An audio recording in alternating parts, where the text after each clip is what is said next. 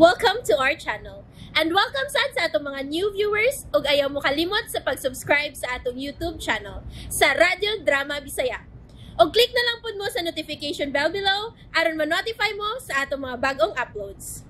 And daghang salamat sa pagpadayon ninyong pagsuporta o pagpadayong pagpaminaw sa atong mga nagkadaiyang Drama Bisaya.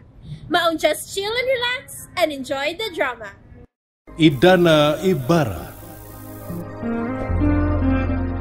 Imo ko gihadlok. Wa, di ka hadlok ka. Ako nang tinudon ang tanan tungod kay wa kay batasan nga anak. Kuhaan ti ka sa tanan imong katungod sa tanan akong mga negosyo. Timanina. Wa na kay imo. Og pamahawa mo karon dayon dinhi sa akong rest house. Unsa? Hello?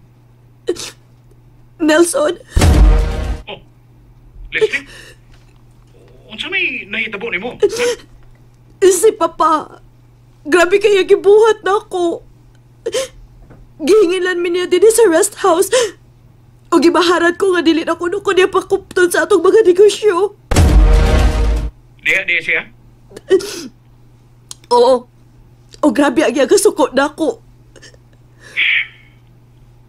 Bueno. Nabo diha sa Buanoy? Oo, Nelson. Niabit din Sige. Pabuta ko diya. Naon to mo kay mag-istorya ta. Sige. Magpaabot ko din mo. Sige. Bye. Ya. Saom na to na ron. Ito ka nga magkatabang yun nato na si Nelson. Ako rin bahala ni Nelson. Humok kayo itong ilong tawhana. Ang ako na ba? Masinog ba kamatikod nga imo lang siyang gigamit? Han, kalma lang. Dali na kayong ilaron tong tawhana. Siyempre akong pasultihon sa tiguang aron mo kalma to sa iyang kasuko nato. Pero unsa magyud? Isog na magyud kayo itong imong amahan nga palayason ta. Sa mga pahawag kita din eh. Dili na gina mahitabo. Unya ginagbahad magyud do nga iya kang kuhaan sa tanang katungod sa iyang mga negosyo.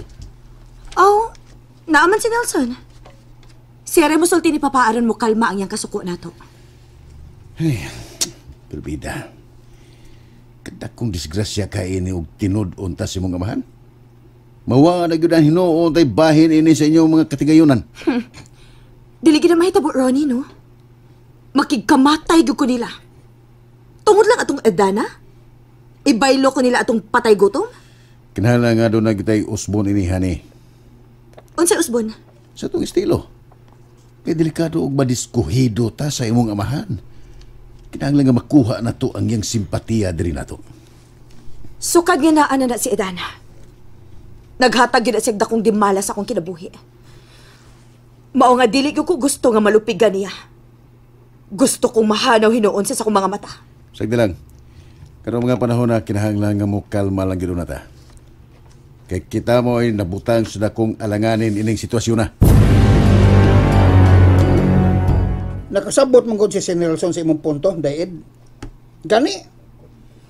Nakadaig sa imong prinsipyo ay ubaluganan. Pero ang iya manggod kay nabala ka lang siya kung mahibaw si Sir Pepe nga imong iulit nila ang mansyon. Muna. Nagplano masagit ko ba do nga ako mismo maimusulti ni Sir Piping. Nauwaog na ikog na kay ko nila ni Nelson.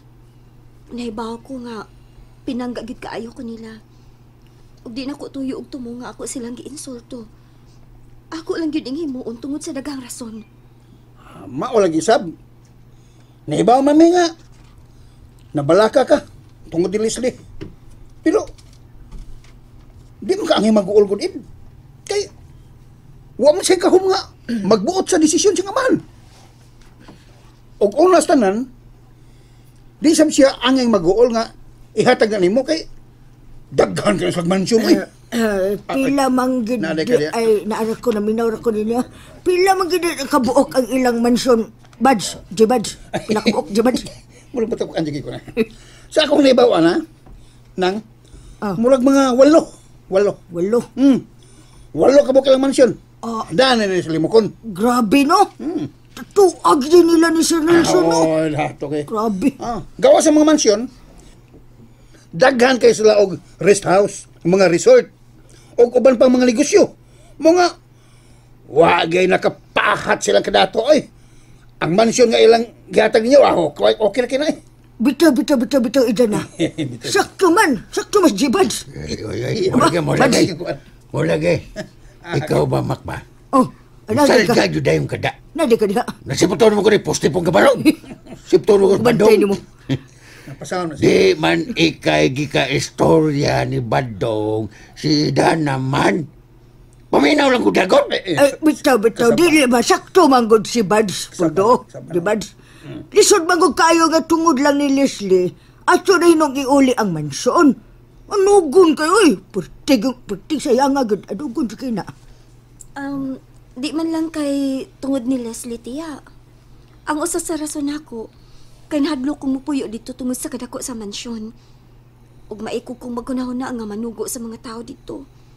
Ang gastuhan unya sa suga, sa tubig, o uban pa. Ulit ka kasi na eh. Okay na eh. Kay matod ni Sir Nelson, no? Sila lang magbayad sa mga katabang dito. Kurente, tubig, tax, o uban pa. Hawa kay gastuhan dito bisag piso. Bitaw. Mao gani na akong naiggan. Usa na sa akong rason nga to ni Nelson. Nga sobra na kayo ang ilang gihatag nako. Para nako, no? Kung ikaw pasultihon. Kung ako'y pasultihon, dili gyud kaagay mo balibad ana Idana. Gihatag naman gina nimo. Mupuyo lang gud ta dito gud. Kana pa hidautan nga wa na tayo naunaon sa mga gastuhan. Mga sulugoon og naa pa gitay nindot kayo sa tiyanan, di ba, Jibads? Bitaw. Bads, no? Muna Latest suliran. model niya, SUV. Di ba? Hoy, mo lagi. Hoy, Mak. Mak. Ayaw tuloy si Dana ba sa iyang desisyon. Kay di man ikay gatagan sa mansyon. No. Hoy, pulpul. Ang pulpul. Mak. Badong, sagdi lang. Ako raw niyang istoryahon si Sir Piping. Mismo si Sir Piping o si Nelson. Manghinaot ko, Idana. Nga unta, di ni may uli ang mansyon kay nugon kayo. Nugon to. Na may plan B. Mao. Ang plan B, hatag na ko. May plan B. Padayon ta. Imo naman gunang pangaan ko, nakasuot titulogod. Risikik imo pa ni uli, nga ilan ko naghihatag ni mo. Correct. Sakto gid kaayo.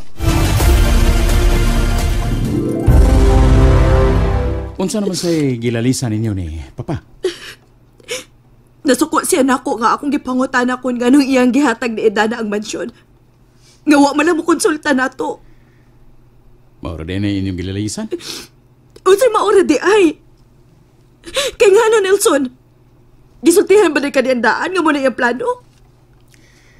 Way usa na to nga gisultihan ni Papa ni Ana. Pero nako, wa man kaso para nako, Leslie. Gamay ra kay nang butanga.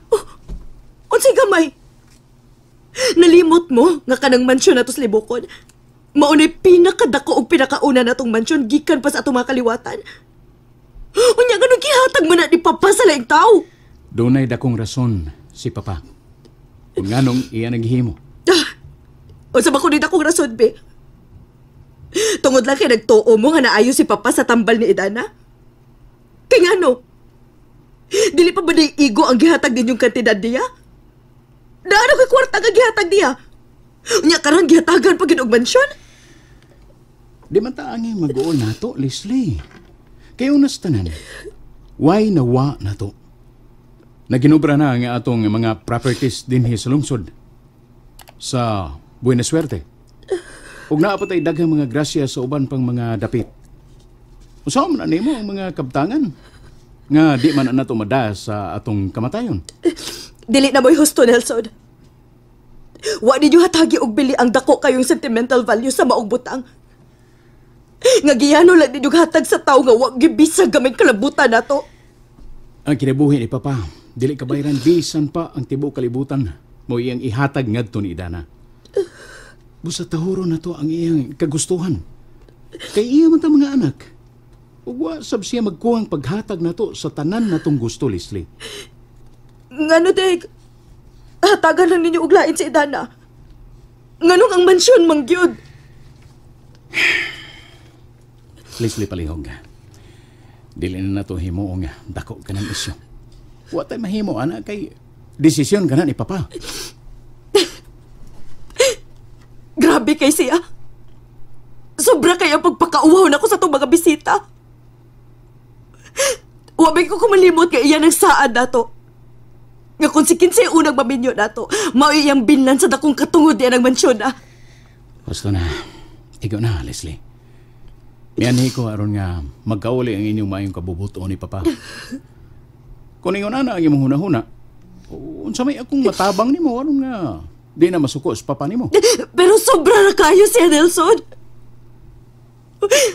Wasi kaluoy na ako. Iya pa kong gihulga nga kuhaan sa tanang katungod sa atong mga negosyo. Mao gani, aron nga dili na siya masuko nimo. Ang angay nimo buhaton, mangayo ka og pasaylong ngadto niya. Magpaubos ka. Og dili nimo siya tudluan sa iyang gusto. Huwag ko makauyon ini. Dako ginig supak sa kubuot. Di ko magkatabang nimo niya na bahina. Kung mo ni dagan sa imong utok, Leslie. Oh, unsa man? Gusto ka ba gyud nga magkauli ang inyong maayong kabubuton? Ikaw ba yung makba? Ayaw ipareha si Idana sa imong kambisusa. Inong dumi nga kana si Idana, gusto ra kayo na siya ugyano nga kinabuhi. Di na siya gusto ng sobra na kayo kaluho. Wa mo na siya mangando yan ang mga butanga nga makabaton sa mansyon o bisag madato siya.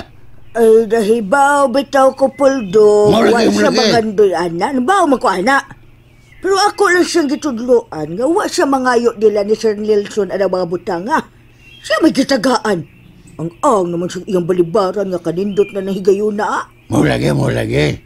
Mao gani, ayaw na siya tudloy kay di naman na bata na si Dana. Pasagdi na siya kung noon sa iyang desisyon. Kay, di magkay magbuot noon sa iyang gusto. Ay, wa ba ko magbuot, God? Igo na ko misulti nga dili gid sangay mo balibad, ana. Dago ro kitong bangko na.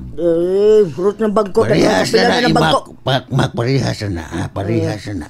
Sama ra nga nagbuot kanya. Pero Puldo, bisag unsaon ako guna-huna, no? Dili gid angay nga iuli ni Idana ang mansyon. Para nako, dako dagid kayo ning grasya nga gihatag sa Ginoo nato. Tiaw mo na, wa na gid gastuhan. Libre na gid tanan. Napatay mga katabang. Agisayunan ka na, Puldo. Ay nako sultihan na mak. Di na mao'y atong giskutan karon. Ang akong gingon nga ayaw pagbuot ni Idana kay si Idana gusto ra na og simple nga kinabuhi. Liwat kay na siya siyang amahan. Nalimot ka nga kung boto na unaon kana si Dana. Uy, mas dato punta kayo na siya karon. Kung ang iyang ginikanan kanyato, nagpabayad pa sa mga tao nga ilang gipangtabangan kanyato. Bitaw. Mulagay. Wa man ta maglalis bahin, anak Puldo. Unsa man din naaanak kung dawaton lang niya. Puya, sige mo naglalis, ani. Mahimo ramang gud og dili lang gihapon sa bupuyo. Basta dili lang gid ni iuli ang mansyon. Kay ano gon, gud lagi kaayo. Maulagay. Ang ako sa punto makba. Sa mansyon. Bahala nag-unsay iyang desisyon. Di lang gud nato siya pagbutan kung unsay iyang gusto. Kay siya may nagda sa iyang kaugalingon. Bitaw. Ato gyud ang respetuan kung unsay iyang desisyon kay siya may gatagan na. Basta nga to ra yung buhaton, igo ra yun nga musuporta sa kagustuhan ni Idana.